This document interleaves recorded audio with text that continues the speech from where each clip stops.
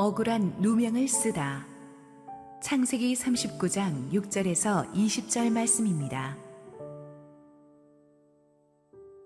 주인이 그의 소유를 다 요셉의 손에 위탁하고 자기가 먹는 음식 외에는 간섭하지 아니하였더라. 요셉은 용모가 빼어나고 아름다웠더라.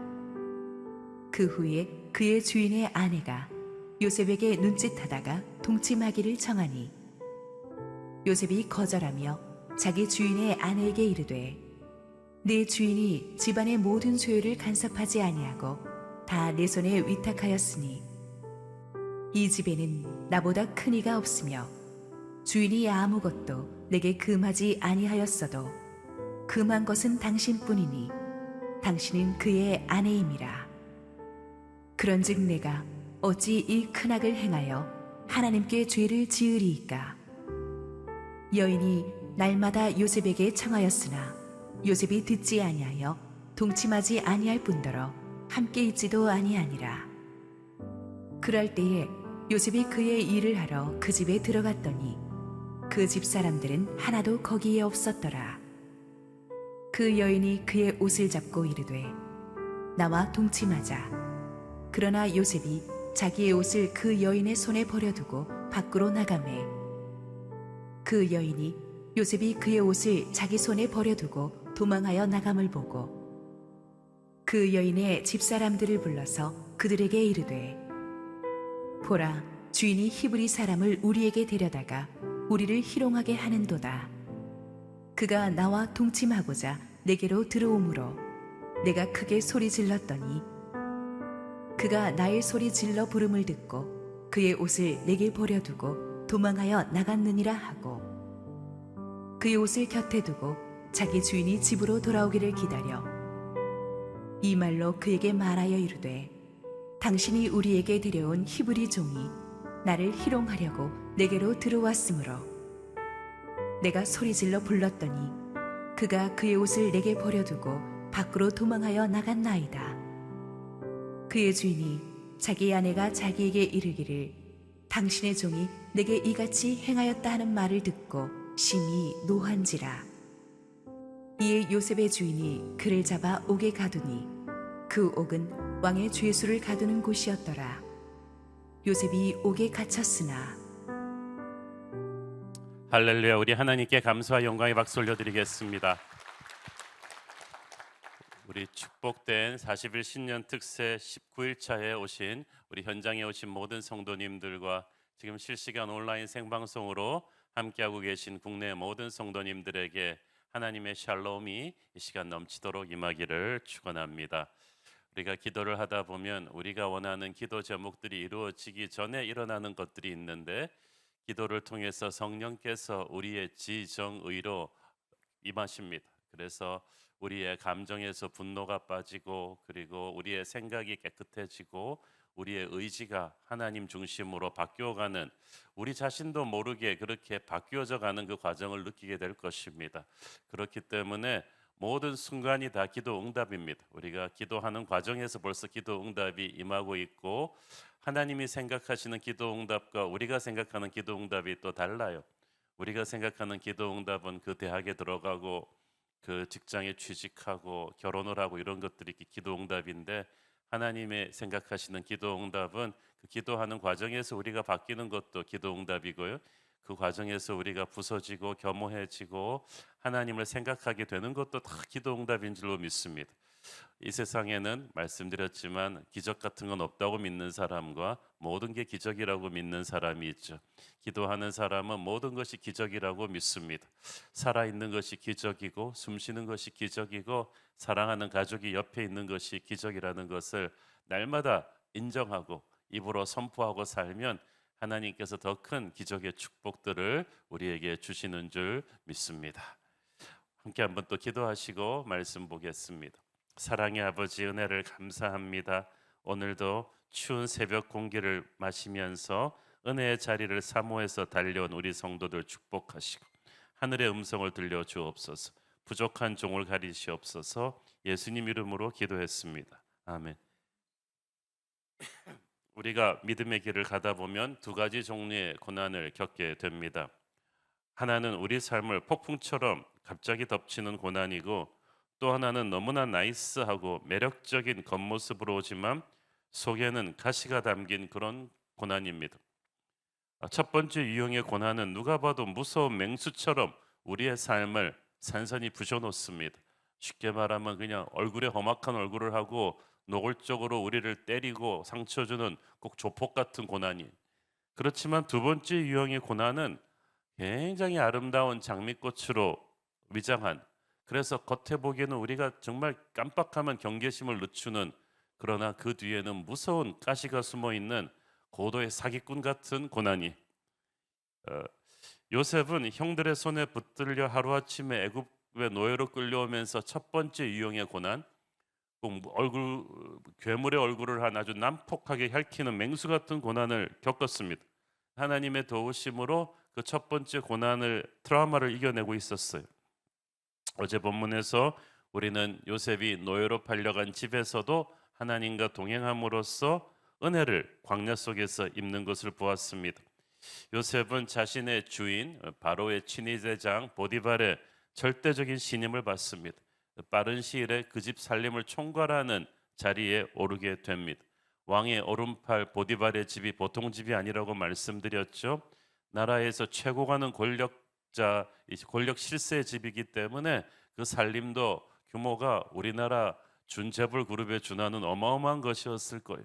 그걸 20살도 안 되는 노예 청년이 주인의 전폭적인 신임을 받아 총괄하게 되었으니 얼마나 놀랍습니까? 이제 그나마 고생 끝 행복 시작의 서광이 비치는 것 같은데, 인생은 참으로 한치 앞을 볼 수 없다고 하더니 요셉에게는 너무나 달콤한 겉모습을 하고 달려드는 두 번째 무서운 고난이 밀어 닥칩니다. 그 6절 말씀을 보십시오. 6절 말씀은 축복의 말씀인데, 이 축복 속에 이 고난의 단초가 우리에게 힌트로 다가오죠. 주인이 그의 소유를 다 요셉의 손에 위탁하고 자기가 먹는 음식 외에는 간섭하지 아니하였더라. 요셉은 용모가 빼어나고 아름다웠더라. 이게 이제 문제죠. 용모가 빼어나고 아름다웠다는 영어 성경에 보니까 well built, 몸이 딱 근육질이 잡힌 데다가 handsome, 인물이 아주 잘생겼다는 뜻입니다. 그도 그럴 것이 아버지 쪽은 모르겠는데 어머니 라헬은 굉장히 미인이었잖아요. 그래서 우리가 보통 그 외탁을 한 80% 하기 때문에 요셉도 굉장히 훤칠하고 수려한 청년이었던 것 같습니다. 그런데 이게 이제 요셉의 두 번째 시련의 단초를 제공하게 되죠. 7절을 보십시오. 그 후에 그의 주인의 아내가 요셉에게 눈짓하다가 동침하기를 청하니. 그 후에라는 말은 요셉이 보디발의 집안 살림을 총괄한 때부터 어느 정도의 시간이 흘렸다는 얘기인데, 학자들은 이 기간을 한 10년 정도로 봅니다.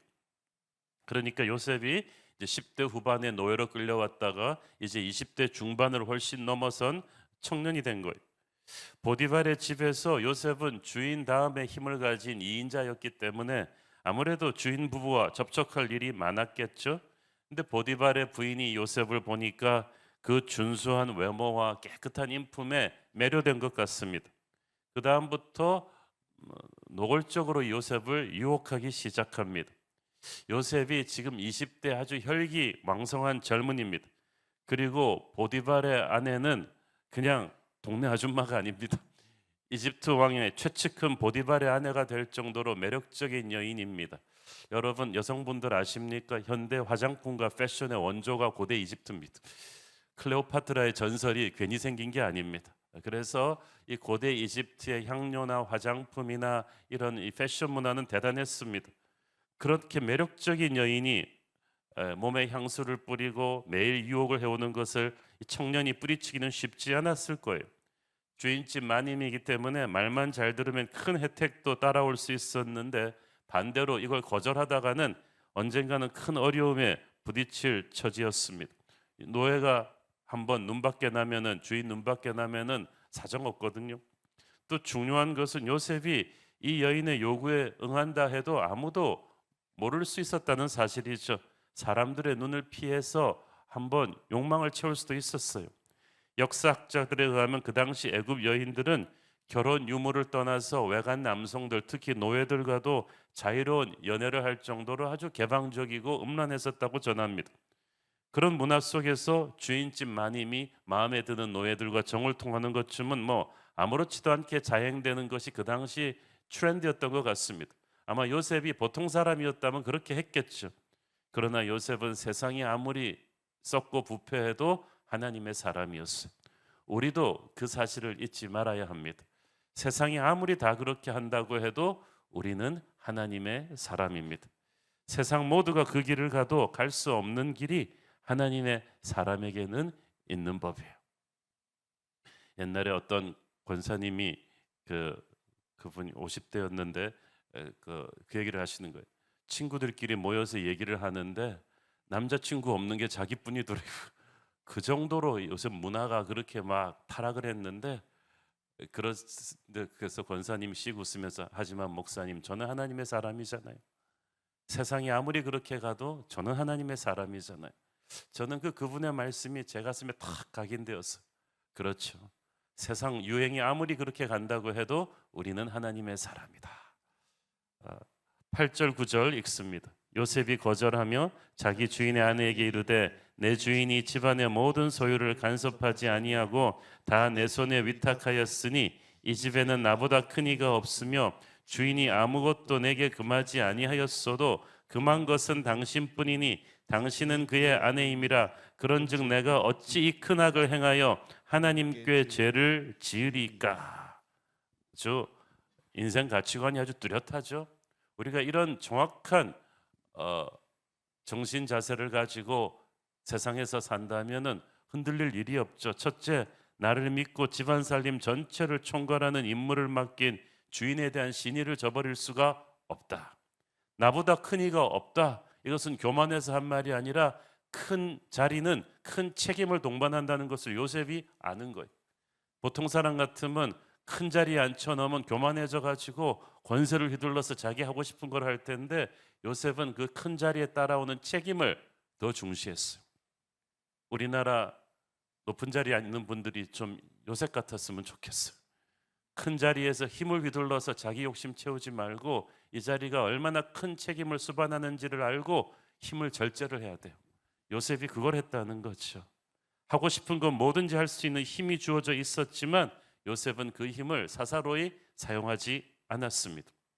힘은 있을 때 조심해라고 했죠. 요셉이 바로 그런 사람이었습니다. 제가 옛날에 칼집을 잘 만나야 된다고 그 책도 썼는데 정말 요셉은 칼보다 칼집이 훌륭한 사람이었어요. 자기 절제를 할 수 있는 사람이었죠. 이것은 단순한 의리가 아닙니다.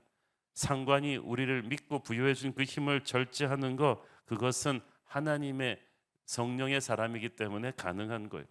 뭐든지 할 수 있지만 넘어야 될 선을 넘지 않는 것, 특권보다는 책임을 더 생각하는 것, 이것이 진짜 리더가 갖춰야 될 자기 절제력이죠. 오버하지 말아야 된다는 거죠. 둘째, 요셉은 하나님 앞에 죄를 지을 수 없다는 거예요. 이 큰 악을 행했다. 그러니까 그 당시 애굽에서는 공공연히 행해지던 아무렇지도 않은 일을 요셉의 눈에서는 큰 악이었던 거예요. 지금도 그렇습니다. 세상에서는 쉽게 생각하고 이거는 뭐 죄도 아니다라고 생각하는 것을 거짓말 좀 하고 이렇게 하는 거 죄도 아니라고 하는 것을 하나님의 사람은 성령의 기준에서 이건 큰 악이다라고 말할 수 있어야 된다는 거죠. 애굽에는 수많은 우상신들이 있었습니다. 근데 요셉은 자신의 하나님이 그들과는 차원이 다른 거룩한 분임을 선포했습니다. 그 하나님이 자신을 보시고 계신다는 것을 알았기 때문에 의지적 믿음의 결단으로 그 유혹을 거절한 거예요. 요셉이 한 말이 참 중요합니다. 9절에 이 집에서 아무것도 내게 금하지 아니하였어도 금한 것은 당신뿐이니까 내가 어떻게 이 일을 하겠느냐. 이 말을 기억했어야 될 사람이 아담이었죠. 에덴의 모든 것은 다 먹어도 좋다고 했는데 선악과 하나만 금해놨는데 그 금한 그거를 아담은 먹고 싶다 그런 거야. 사탄이 부추겼어요. 하나님이 그걸 못 먹게 하는 건 심술이다. 주신 것에 대한 감사보다는 금한 거 한 가지에 대한 욕망을 더 부추긴 거예요. 그런데 요셉은 아담이 아니었어요. 그 유혹을 이기잖아요. 그 하나 금한 것을 내가 지키겠다. 이건 하나님이 그어주신 선이다. 이 선을 넘지 않겠다. 어제 우리는 하나님이 항상 요셉과 함께 하셨다는 사실을 배웠습니다. 항상 하나님이 함께 한다는 것은 우리는 항상 좋은 말로 해석을 하죠. 하나님이 나와 함께 하셔. 전쟁을 치르고 병에 걸리고 그럴 때는 그 말이 참 좋은데, 여러분이 몰래 죄 지을 때는 그 말처럼 무서운 말이 없어요. 하나님이 함께 하십니다. 어떤 분이 목사님한테 와가지고, 참 청년인데 저는 그 음란물을 보는 유혹을 금할 길이 없어요. 그래서 목사님이 딱 한마디 해줬어요. 하나님과 함께 하십시오. 그 다음부터 이 청년이 트라우마 걸린 거. 하나님과 함께 볼 수는 없잖아요. 그죠? 하나님과 함께 한다는 것, 그것은 하나님이 내게 축복을 주시지만 동시에 거룩한 분임을 인식하는 것입니다. 내가 어디로 가든지 너와 함께 하리라. 이게 얼마나 무서운 말인지 아세요?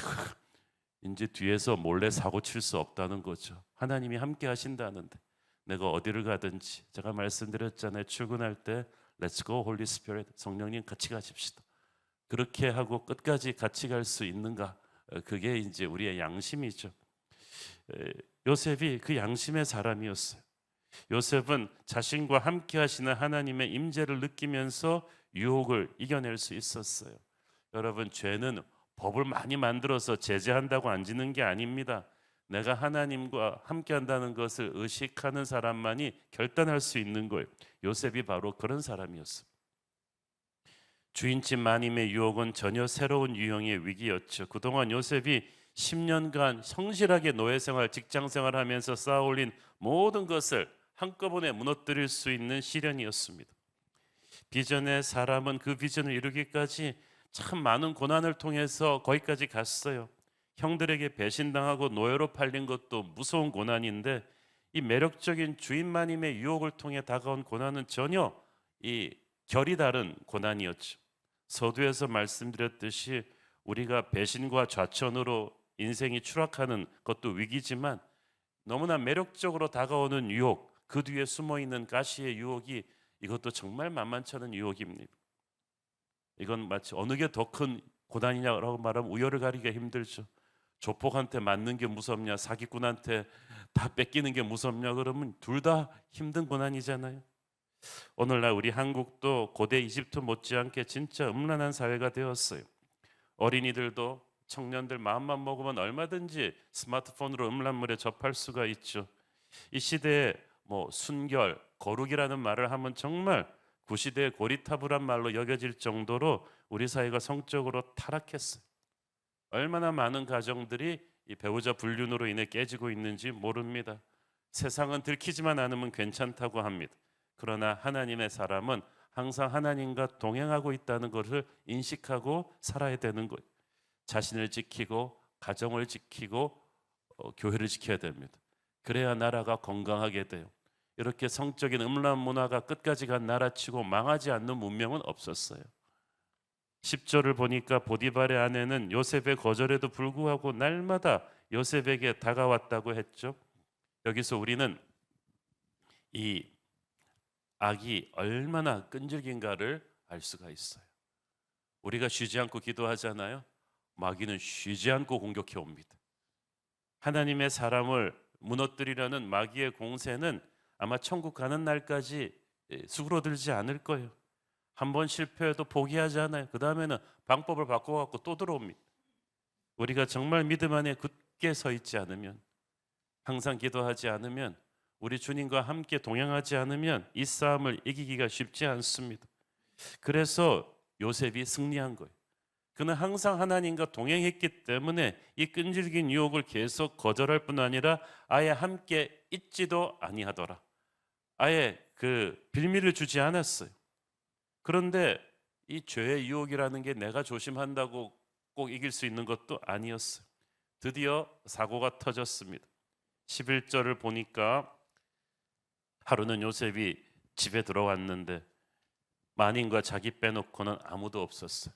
아마 요셉의 그 집에 들어와서 업무 보는 시간에 맞춰서 이 주인 마님이 모든 종들을 다 밖으로 내보낸 것 같아요. 의도적으로 이 셋업한 거죠. 우리가 아무리 의지적인 결단을 하고 조심을 해도 죄를 완전히 피할 수 있는 것은 아닙니다. 마귀는 아주 작은 빈틈이라도 만들어서 아주 교묘하게 접근해 옵니다. 이 보디발의 아내가 얼마나 이 완전 범죄할 수 있는 셋업을 해줬는지 몰라요. 그리고 요셉의 옷을 붙잡고 동침하고 하자고 하는데 그때부터 비극이 시작된 거예요. 12절 13절 읽습니다. 그 여인이 그의 옷을 잡고 이르되 나와 동침하자. 그러나 요셉이 자기의 옷을 그 여인의 손에 버려두고 밖으로 나가매 그 여인이 요셉이 그의 옷을 자기 손에 버려두고 도망하여 나감을 보고. 여러분, 요셉의 인생에서 옷과 관련된 에피소드가 많아요.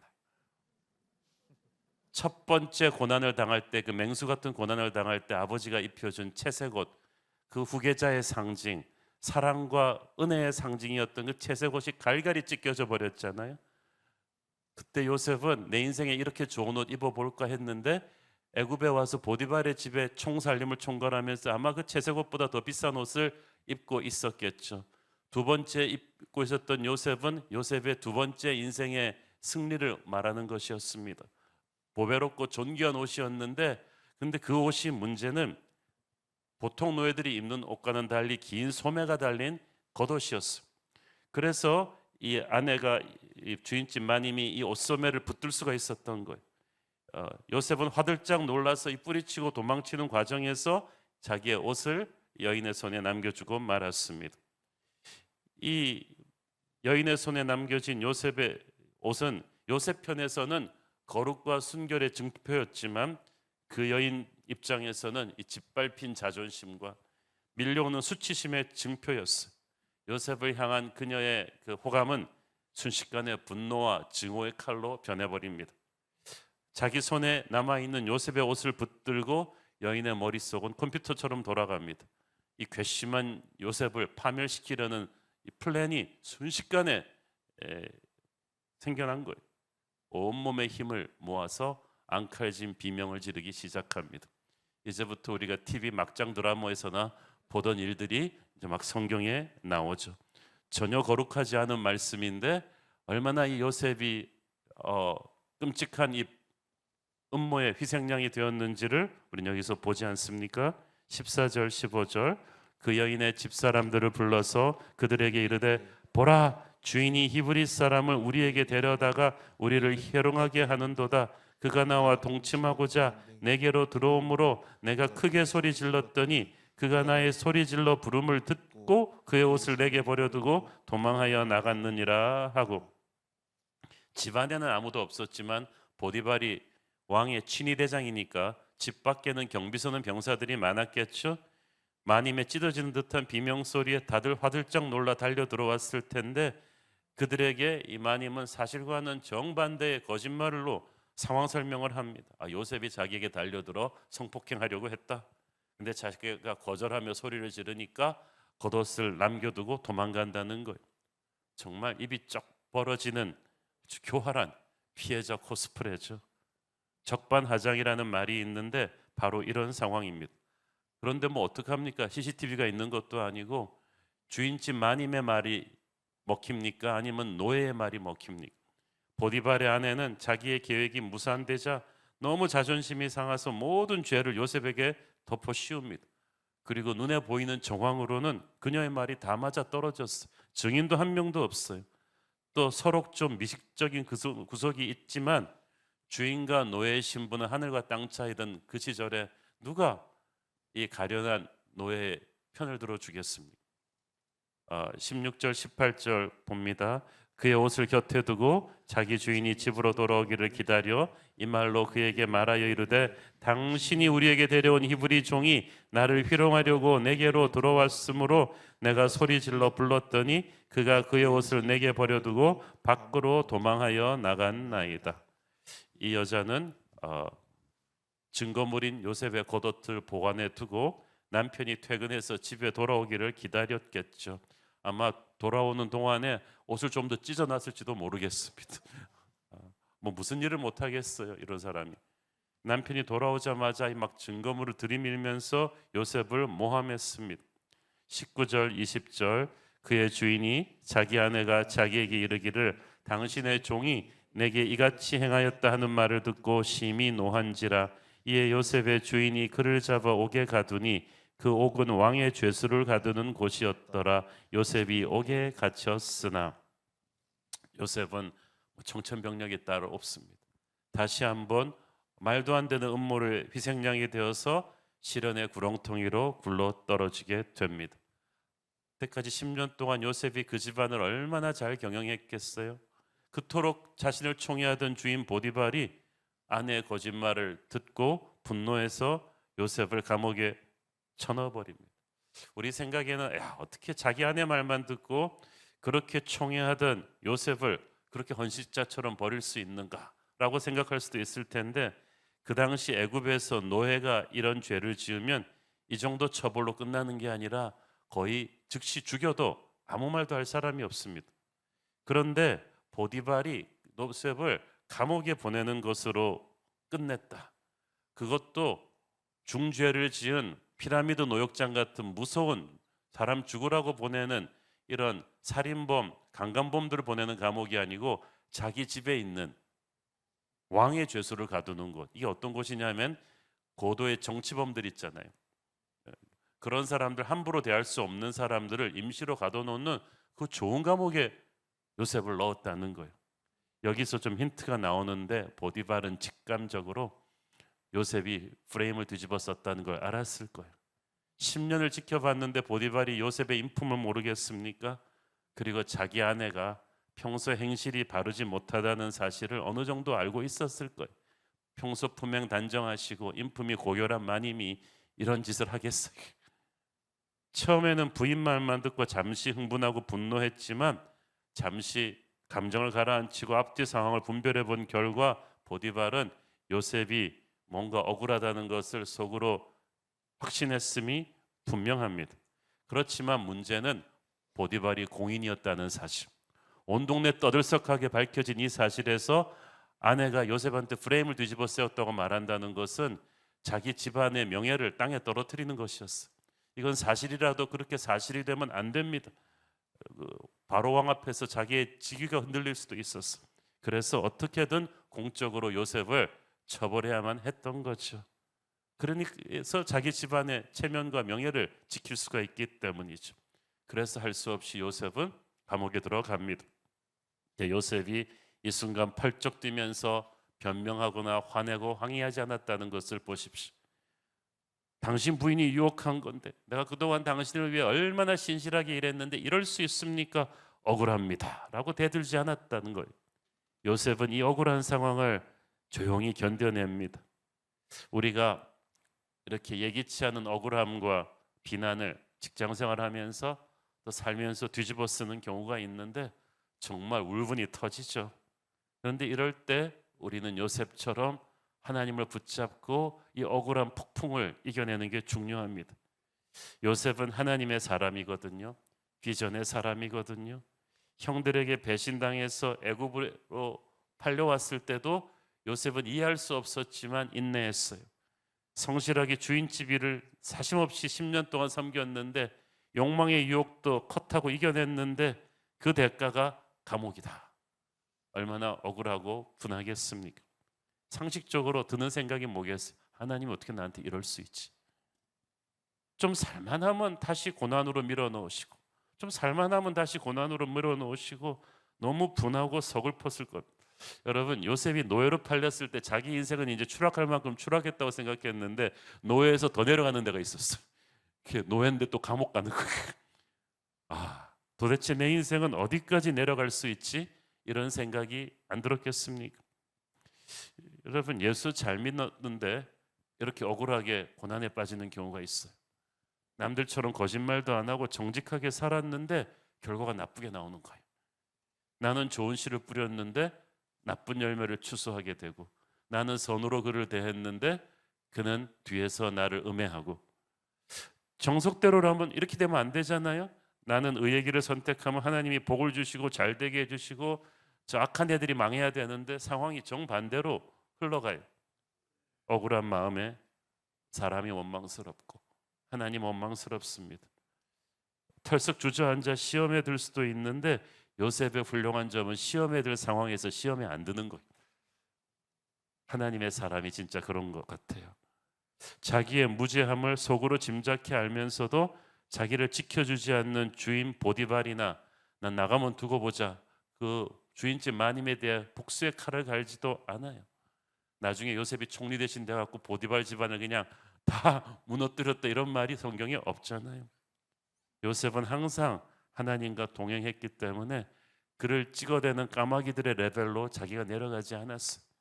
시련 가운데서도 그는 자기의 마음을 고결하게 지켰습니다. 여러분도 그렇게 하기를 바랍니다. 억울하고 힘든 일을 당할 때 하나님 함께 하심을 믿고 흔들리지 않기를 바랍니다. 우리가 하나님이 주신 꿈의 길을 갈 때 반드시 그 꿈을 죽이려는 드림 킬러들이 옵니다. 그거는 뭐 예외가 없습니다. 요셉을 노예로 팔아버린 형들이 첫 번째 드림 킬러였다면 요셉에게 억울한 누명을 씌워서 감옥 보냈던 이 보디발의 아내는 두 번째 드림 킬러입니다. 두 번 다 모양은 다르지만 요셉이 쉽게 헤어날 수 없는 엄청난 위기고 충격이었습니다. 아마 마귀는 이 드림 킬러들을 앞세워서 그 뒤에서 겉봐라, 하나님의 꿈이고 뭐고 너는 이제 끝났어, 너와 함께 네 꿈도 죽을 거야 라고 되뇌었겠죠. 그러나 요셉을 지키시는 하나님은 결코 요셉을 버리지 않으셨습니다. 붙들고 계셨습니다. 요셉도 그것을 믿었기 때문에 무너지지 않는 거예요. 진짜 믿음은 이해할 수 없는 상황을 이해하려 하지 않고 하나님을 붙잡고 그냥 기다리는 것입니다. 지금은 내가 고난을 당하고 있지만 이것은 내가 이해할 수 없는 하나님의 섭리가 있을 것이다. 이런 믿음이 없다면 우리는 좌절하게 될 것이고 아니면 복수의 칼을 갈다가 인생을 낭비할 것입니다. 그런데 믿음이 있으니까 이해할 수 없는 고난 속에서도 하나님을 신뢰합니다. 우리는 이 요셉의 모습에서 예수님의 모습을 봅니다.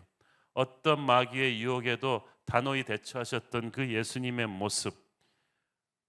그래서 감옥까지 떨어지는 고통을 겪는 요셉에게서 우리는 십자가에서 자기를 온전히 희생하시면서까지 마귀와 싸워 이기셨던 예수님의 모습을 보는 거예요. 그래서 요셉이 겉으로 보기에는 패배자 같지만 승리자가 되었듯이 예수님도 십자가 때까지는 겉으로 보기에는 패배자 같았지만 후에 부활 승리하시는 승리자가 되셨습니다. 사랑하는 여러분, 하나님이 여러분에게 꿈을 주셨음을 믿습니다. 그러나 그 꿈을 품고 걸어갈 때 여러분도 요셉처럼 그 꿈을 죽이려는 고통의 멍에를 많이 지게 될 것입니다. 그러나 그럴수록 우리가 예수님께 나온다면 하나님께서 그 모든 드림 킬러들의 공격을 이겨내고 그 고통의 멍에를 이겨내고 승리할 수 있게 해주실 것입니다. 이 새벽이 이 모든 고통의 멍에를 벗어버리려고 예수께로 나오는 그런 시간 되기를 축원합니다. 기도하겠습니다. 주님 은혜를 감사합니다. 젊은 요셉에게 있어서 두 번째 드림 킬러, 생각하지도 못하는 억울한 누명을 뒤집어 쓰는 고통이 왔습니다. 정직하게 살았기 때문에 온 고통입니다. 고난에 떨어졌지만 절망하지 않았던 요셉처럼 우리도 억울한 고난 속에서도 하나님을 믿고 다시 일어나게 하여 주옵소서. 오직 예수께로 나올 때 모든 고통과 억울한 누명으로부터 자유할 수 있음을 믿습니다. 예수님 이름으로 기도했습니다. 아멘.